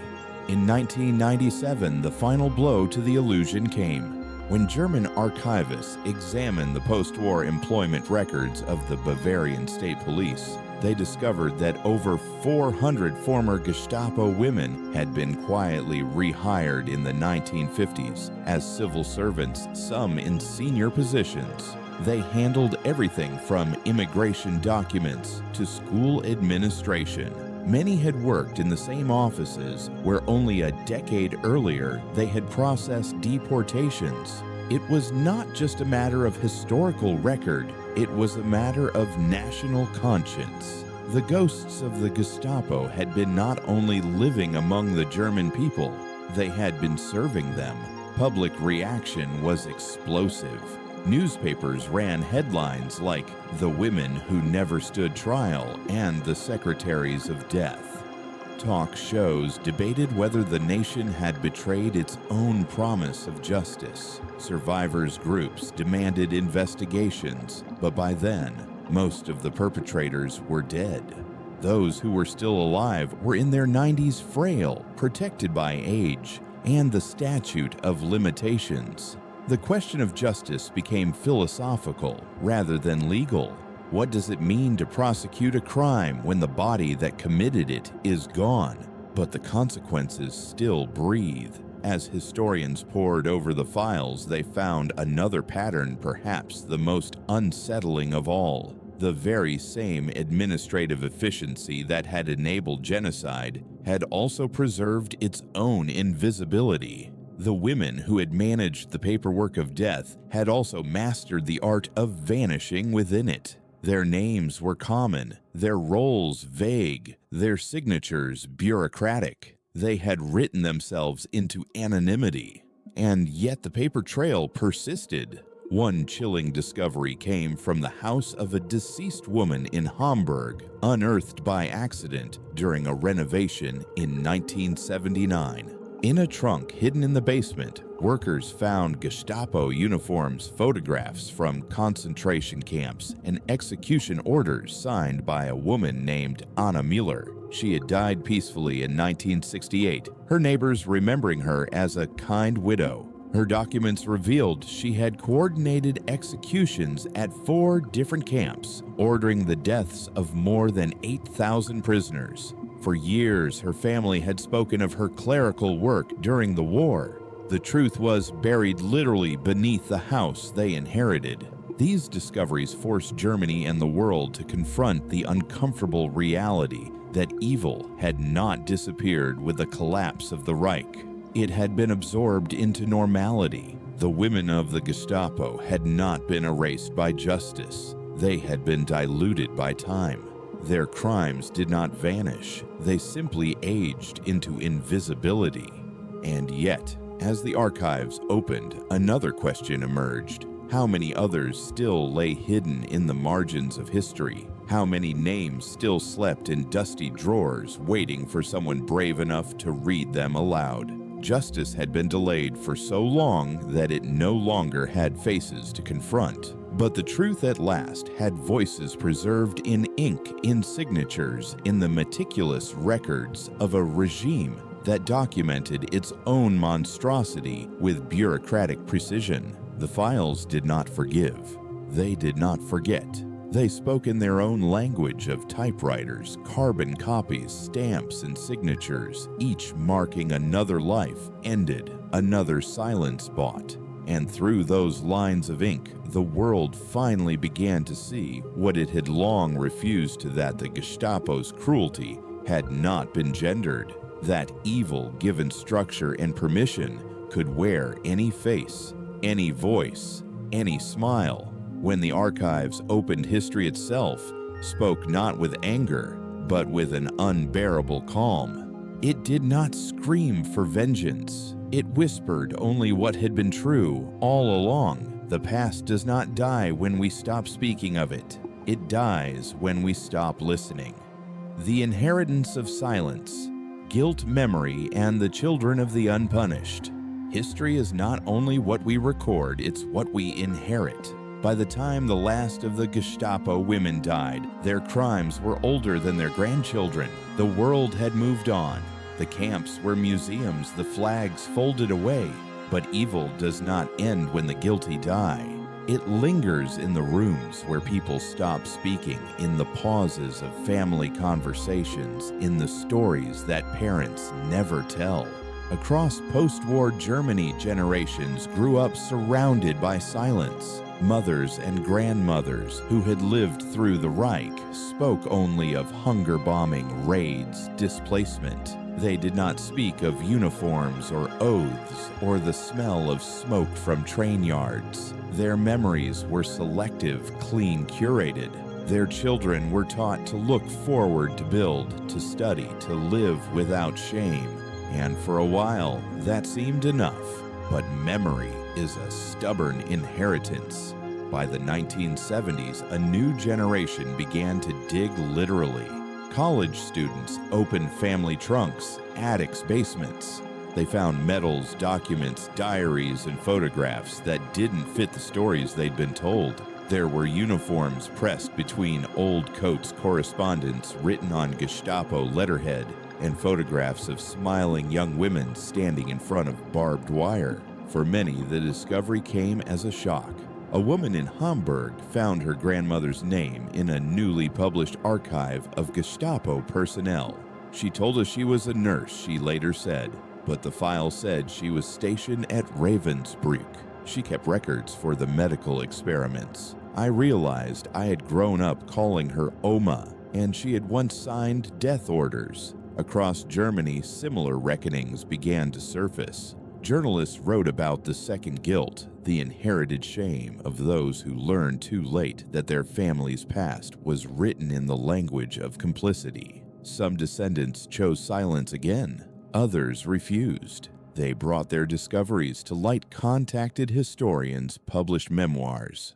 These acts of confrontation became part of Germany's second moral reconstruction, not by governments or courts, but by families. The children of those who had done terrible things now carried the burden of speaking when their parents never would. Their testimonies are both heartbreaking and redemptive. A granddaughter of a former Gestapo secretary recalled sitting beside her dying grandmother, finally asking, "What did you do during the war?"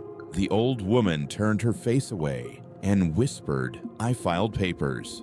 When pressed, she added, "I didn't kill anyone."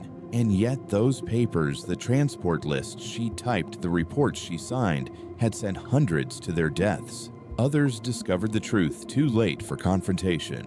After their parents' deaths, they found letters and confessions hidden among personal belongings, fragments of remorse that had never reached the world. One man, a teacher in Dresden, found a sealed envelope among his mother's effects. Inside was a single sentence, handwritten in careful German script. "I lied to you.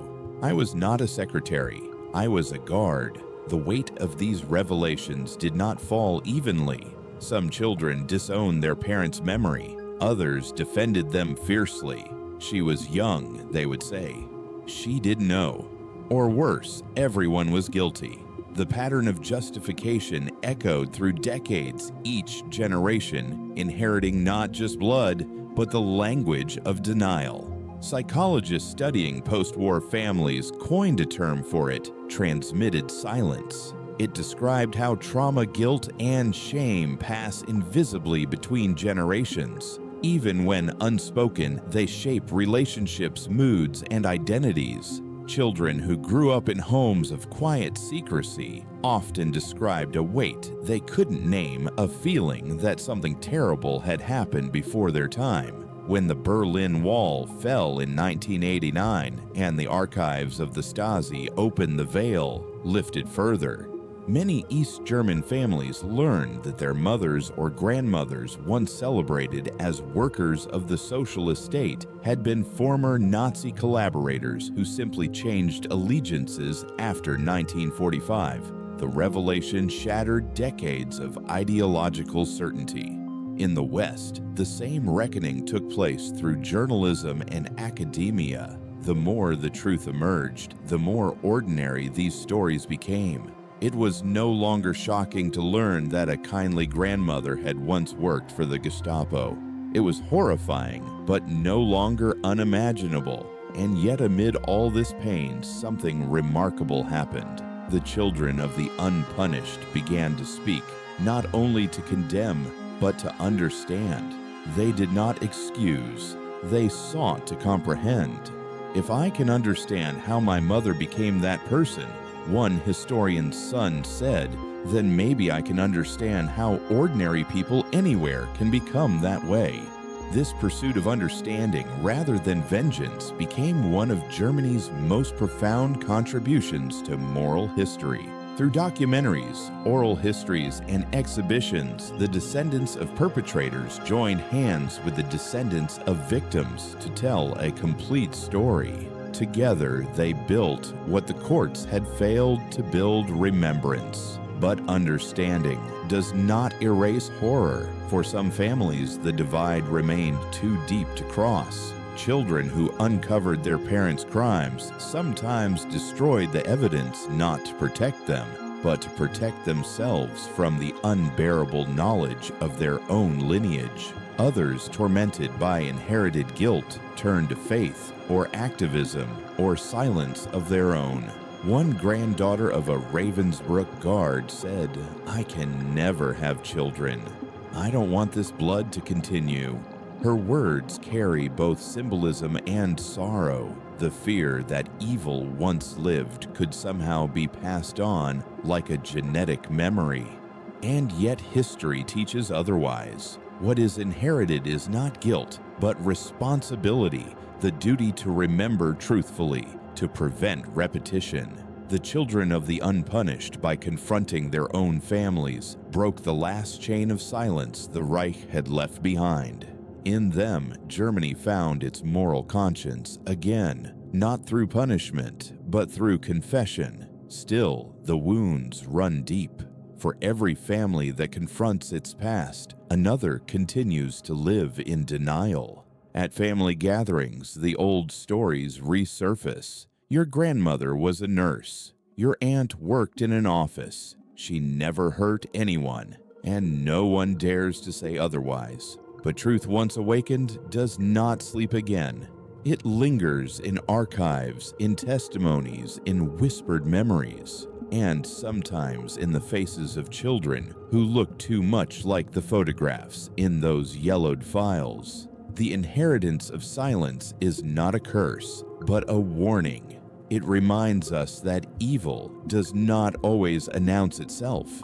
Sometimes it passes through generations disguised as respectability. Sometimes it hides in the heart of a family that believes it has forgotten. Germany's reckoning with its past continues even now, not in courtrooms, but around dinner tables, in classrooms, in the quiet courage of those who refuse to stop asking questions. The Gestapo women are gone, their crimes recorded, their bodies buried, but their legacy endures not in admiration, not in pride, but in the ceaseless vigilance of those who inherited their silence, and chose instead to speak.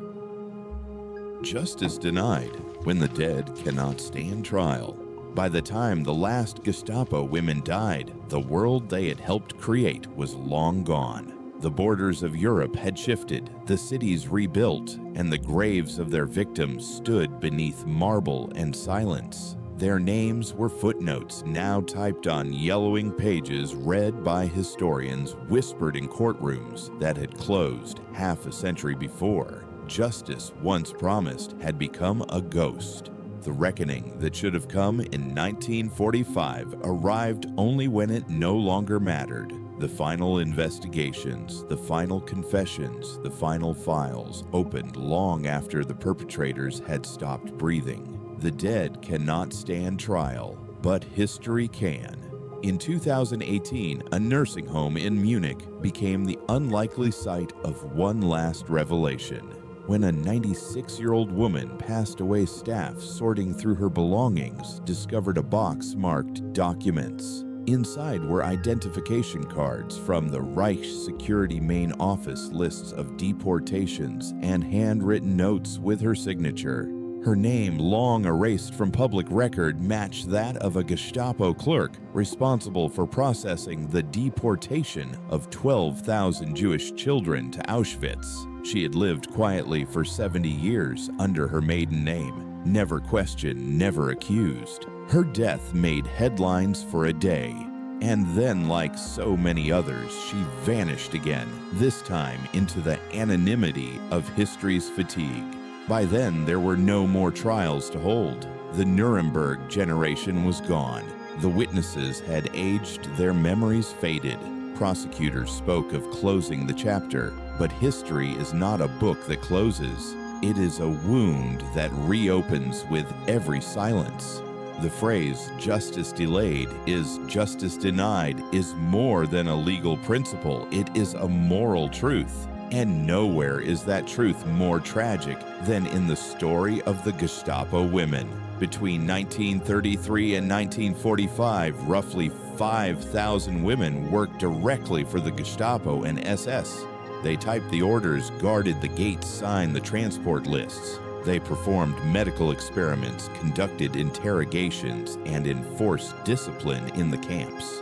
By 1950, fewer than 15,000 women had been investigated for any Nazi-related crime. Of those, only a few hundred faced trial. Fewer than 50 were sentenced to death. The rest lived full lives, mothers' wives, grandmothers in the same country that had once burned under their authority. When the Cold War began, justice froze. When prosperity returned, justice was forgotten. When time passed, justice was buried. For decades, survivors and their families carried the memory alone. They wrote letters to ministries, to newspapers, to television networks. "She is still alive," one survivor wrote in 1968. "She walks free in the same town where my sister died." Does no one care? The letter was filed away. No reply was ever sent. It wasn't only the courts that failed. It was a world too eager to heal, too frightened to look back. In the rush to rebuild, Germany had taught itself to forgive what it had never truly confronted. Forgiveness without truth, that was the foundation of post-war peace. And like all unstable foundations, it cracked under scrutiny. When the archives opened, the truth emerged in ink and photographs, but justice could no longer touch the living. The women who had once carried whips and pistols now carried canes and rosaries. Some had lived in comfort, some in loneliness, but all had outlived the law's reach. And yet the pursuit continued. It wasn't vengeance anymore, it was principle. In the 2000s, German prosecutors adopted a new approach. If you had served in a camp, if you had been part of its machinery, you were complicit. Age was no defense. There is no statute of limitations on murder, one prosecutor said. There is only the calendar. The calendar, however, always wins. The last known trial of a Nazi woman took place in 2016. She was 92. Her name was kept partially confidential under German privacy law.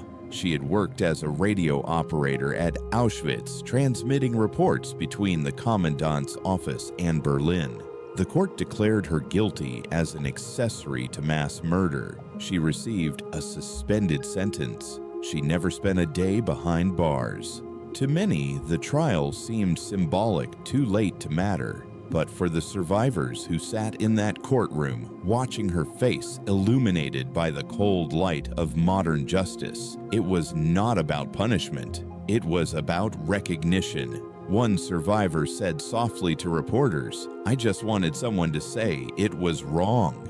That sentence carries the weight of 70 years of silence. Because in the end, what most victims wanted was not revenge, but acknowledgement, a simple, unambiguous statement that what happened to them mattered, that the world remembered that the silence was not final.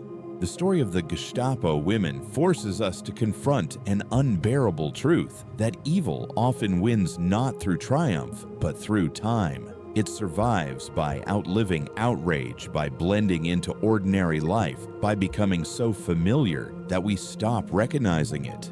In Germany, a generation later, monuments now stand where the camps once were. School children visit them.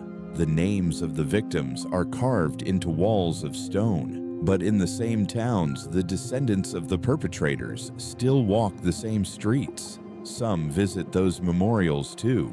They look at the photographs, the faces, the names, and sometimes they find one they know. A grandmother, an aunt, a family friend.